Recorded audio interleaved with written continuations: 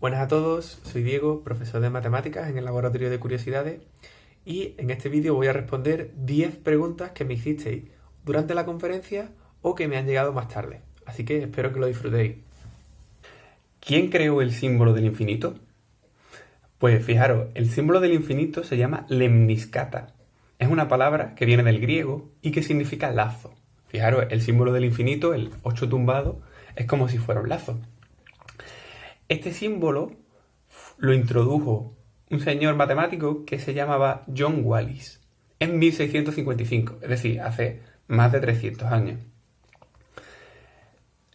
Y posteriormente fue refinado matemáticamente, fue definido matemáticamente por otro matemático llamado Jacob Bernoulli, que forma parte de la familia Bernoulli, es una familia muy famosa de matemáticos. ¿Por qué utilizó John Wallis este símbolo? No ha quedado muy claro, él no dijo nada exactamente, pero bueno, la idea es la que tenemos nosotros, que es una figura que no tiene ni principio ni fin. Se cree que procede de una especie de ser griego, el Uroboros, que es una especie de serpiente dragón que se muerde la cola. De esta manera no tiene un principio o un fin también. Entonces, bueno, pues más o menos de ahí viene ese símbolo. ¿Por qué las abejas utilizan hexágonos para formar colmenas? Fijaros, si veis cualquier foto de una colmena, lo que comprobaréis es que las celdas en las que almacenan la miel son hexagonales. ¿Por qué? Bueno, pues hay una razón matemática para esto. Hace 21 años, que es muy poco tiempo en términos matemáticos, se demostró la conjetura del panal de abejas. Esta conjetura, en matemáticas, lo que decía era que la mejor forma de rellenar un plano, utilizando la misma figura geométrica todo el rato, es el hexágono. ¿Por qué? Porque el hexágono es la figura geométrica que tiene mayor área utilizando menos perímetro. Es decir, que para las abejas pueden almacenar más miel utilizando menos cera para formar sus celdas. El hexágono es la figura que mejor hace esto. Entonces las abejas utilizan hexágonos para formar sus colmenas. Por ejemplo, si utilizaran circunferencias, tendrían que utilizar cera para rellenar los huecos entre las circunferencias. Y los cuadrados, matemáticamente, funcionan peor que los hexágonos, como dice esta conjetura. ¿Cómo utilizan los animales matemáticas si no saben matemáticas? Bueno, no solo los animales utilizan matemáticas, también las plantas utilizan matemáticas. Por ejemplo, se ha comprobado que aparece la relación áurea en muchas plantas, o también el romanesco tiene una estructura fractal, que es matemáticamente muy interesante. ¿A qué se debe esto? Pues bueno, básicamente hay una forma bastante sencilla de verlo. Imaginemos, por ejemplo, que tenemos abejas en relación al ejemplo anterior. Imaginemos que tenemos abejas que hacen celdas cuadradas y abejas que hacen celdas hexagonales. Como las celdas hexagonales almacenan más miel, las abejas que hacen celdas hexagonales comerán más miel y se reproducirán más. ¿Qué significa esto? Que la siguiente generación de abejas habrá más que hagan celdas hexagonales y menos que hagan celdas cuadradas. Esto continuará y cada vez habrá más abejas que hagan celdas hexagonales, hasta que ya casi todas las abejas utilicen celdas hexagonales. De esta manera, aunque las abejas no sepan que matemáticamente el hexágono es mejor, las estructuras hexagonales se habrán impuesto sobre las cuadradas. Igual que esto ocurre en las abejas, ocurre con muchos otros animales o con las plantas, como hemos dicho. ¿Qué es el número de Graham? ¿Cómo se descubrió? ¿Y cómo de grande es? Bueno, pues el número de Graham es un número, como su nombre indica, que fue descubierto por Ron Graham, un matemático americano, en 1970, es decir, hace 50 años, que en matemáticas es muy poco tiempo. Es uno de los números más grandes que se ha utilizado nunca en una demostración, aunque hay números más grandes todavía, como el número 3 de 3, 3 de 3, o el número de rayo, que apareció en una competición de matemáticos que buscaban números muy grandes. El número de Graham aparece en una parte de las matemáticas que se llama la teoría de Ramsey, y que lo que estudia es el desorden dentro de las matemáticas. En particular, lo que ellos miran es cómo de grande tiene que ser un objeto matemático para asegurar 100% que cumple una propiedad. El número de Graham aparece en una solución de un problema relacionado con hipercubos, que son cubos en dimensiones superiores, en dimensión 4, dimensión 5 o cualquier otra dimensión superior. En matemáticas no tenemos ese problema con las dimensiones. Para que veamos cómo de grande es este número, cualquier idea que intentemos hacernos se queda muy muy corta para el ser humano. La mejor aproximación que se me ocurre, que es el número más grande así físicamente que habría ocurrido así rápido, es que si tuviéramos un universo por cada átomo que hay en el universo y sumáramos todos esos átomos, aún así nos quedaríamos muy, muy, muy, muy lejos del número de Graham. ¿Cómo se creó Google? Bueno, pues Google se creó en 1996, hace 24 años, en la Universidad de Stanford, que es una universidad americana bastante conocida. Los creadores de Google se llaman Larry Page y Sergey Brin. Y eran en ese momento dos estudiantes de la universidad, es decir, aún no estaban ni trabajando, eran bastante jóvenes. Ellos mismos estuvieron trabajando desde sus casas y lo que hicieron fue buscar un motor de búsqueda que funcionara mejor que los que había. ¿Qué es un motor de búsqueda? Bueno, pues un motor de búsqueda es lo que es ahora mismo Google. No es más que un programa tal que cuando se le inserta una palabra, por ejemplo en matemáticas, pues busca entre todas las páginas web que hay y encuentra todos los resultados en los que aparezca la palabra matemática. El nombre de Google hace referencia a un número muy grande que es el Google, que es un 1 seguido de 100 ceros. Aunque este número parezca muy grande, no es tan grande como el número de Graham. Ojo. ¿Cómo funciona el algoritmo de Google para dar tantos resultados en tan poco tiempo y sin trabarse? Esta es una muy buena pregunta. Por ejemplo, hace un momento he buscado en matemáticas en Google y podéis comprobar que aparecen más de 9 millones de resultados y Google lo hace en 0,53 segundos, que es mucho menos de lo que yo ya llevo grabado de vídeo.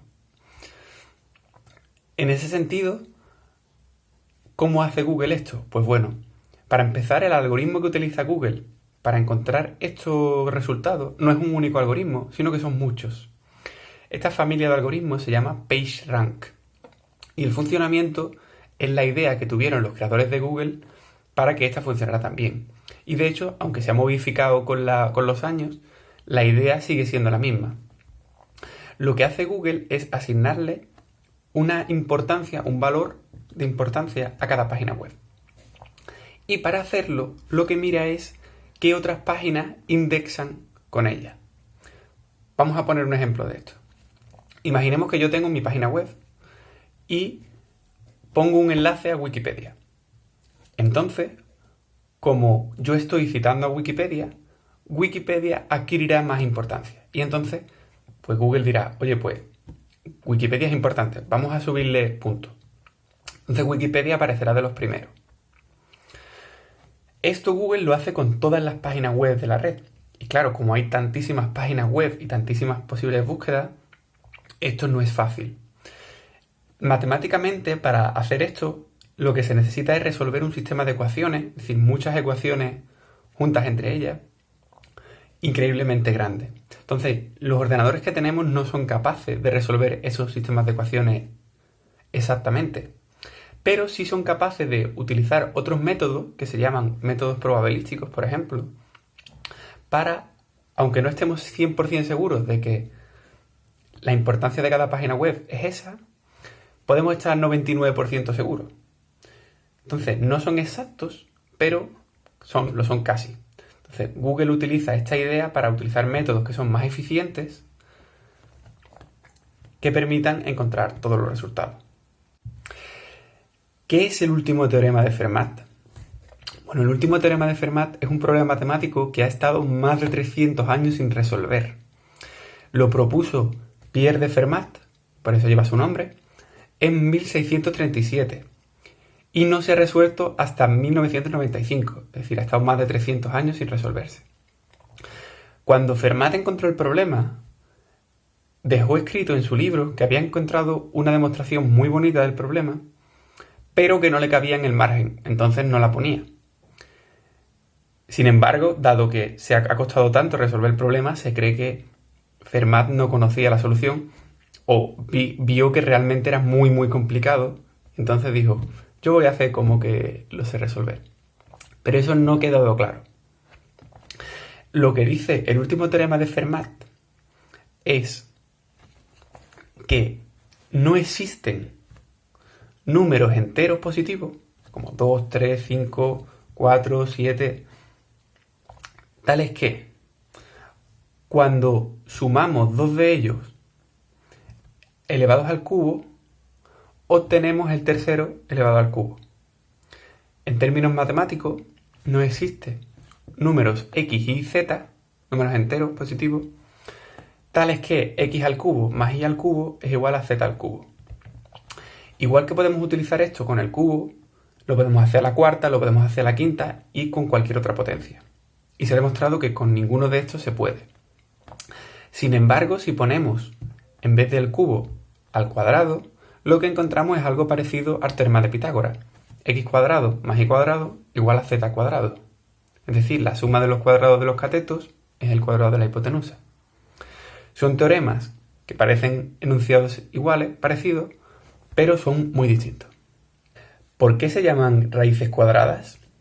Bueno, hay dos palabras, tenemos raíz y tenemos cuadrada. Vamos a ir por ambas. En primer lugar, la palabra cuadrado proviene de una idea que nosotros tenemos de la multiplicación. Fijaros, normalmente entendemos la multiplicación como la suma repetida, ¿vale? 2 por 2 es 2, sumado con 2 dos veces.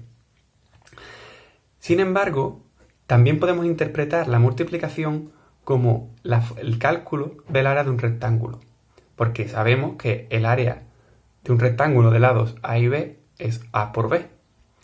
De esta manera, el área de un cuadrado es lado por lado, es decir, el lado al cuadrado. Entonces, de ahí proviene que un número multiplicado por sí mismo sea el al cuadrado. Por otro lado, ¿qué son las raíces? ¿Por qué se llaman raíces? Bueno, pues, como sabemos también, la raíz desde la antigüedad se asocia con el origen o el principio de algo, porque es la base de la planta, es lo que la une al suelo.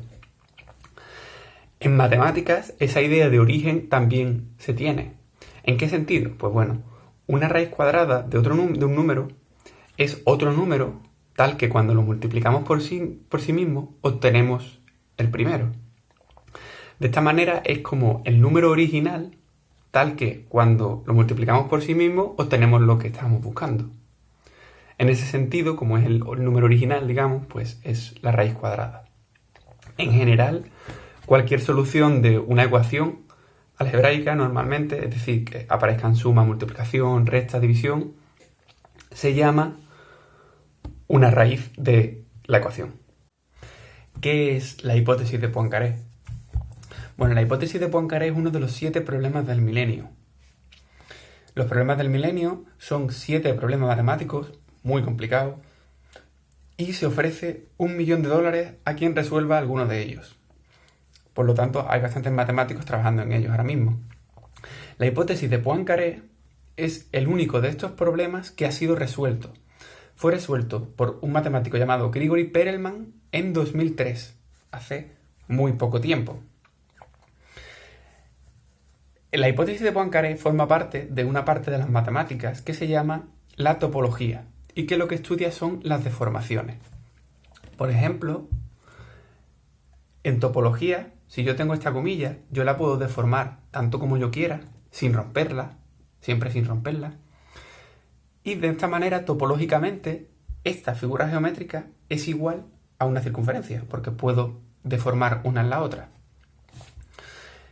¿Con qué se relaciona la hipótesis de Poincaré? Pues bueno, la idea inicial es esta. Si ponemos la gomilla alrededor de una bola y vamos echando poco a poco la gomilla hacia arriba, la comilla cada vez se irá haciendo más pequeña, como podemos comprobar. Si lo hiciéramos con una comilla matemáticamente perfecta, esta comilla seguiría decreciendo, y cuando llegara al polo norte de la bola, se convertiría en un punto. ¿Cómo se relaciona esto con la hipótesis de Poincaré? Pues fijaros, la hipótesis de Poincaré dice que si yo tengo un objeto cuatridimensional, de manera que cuando yo hago esto de la comilla sobre él, es decir, que yo lo puedo poner la comilla y ir sacándola poco a poco, de manera que siempre se haga más pequeña, hasta convertirse en un punto, si yo puedo hacer esto en mi objeto, entonces estoy seguro de que puedo deformar mi objeto en una esfera, en una bola. ¿Por qué es esto interesante? Pues porque, por ejemplo, el universo es un objeto cuatridimensional. Si matemáticamente pudiéramos comprobar que realmente podemos poner una especie de comilla en torno al universo e ir reduciéndola hasta obtener un punto, entonces podríamos asegurar que nuestro universo tiene una forma como un poco esférica, como que no tiene boquetes, diríamos, en matemáticas. Te pueden dar la medalla Fields si tienes 40 años, y si cumples 40 años entre que te han propuesto y te dan el premio. Fijaros, la medalla Fields, por si alguno no lo sabéis, es una especie de premio Nobel que existe para los matemáticos. El premio Nobel como tal no hay premio Nobel de matemáticas. Y la medalla Fields solo se entrega a matemáticos excelentes que han demostrado cosas importantes con menos de 40 años. Entonces, ¿qué ocurre si tienes 40 años? Pues bueno, he estado mirando el reglamento de la medalla Fields y dice lo siguiente. La medalla Fields premia a matemáticos cuyo 40 cumpleaños no ocurra antes del 1 de enero del año en que se entregan las medallas Fields. ¿Qué quiere decir esto? Que no importa si has nacido en enero o en diciembre. Únicamente importa el año. ¿En qué importa el año? Pues bueno, por ejemplo, la siguiente edición de las medallas Fields será en 2022 y solo contemplará a matemáticos que hayan nacido antes del 31 de diciembre de 1982. Es decir, que con 40 años se puede recibir la medalla Fields, pero es imposible que la recibas ya con 41. Bueno chicos, ahí van las 10 preguntas. Espero haber respondido de la mejor manera posible a todas ellas. Así que, nada, deciros que sigáis preguntando, seguid curioseando sobre todo y buscáis información. Así que nada, que paséis un buen verano todos.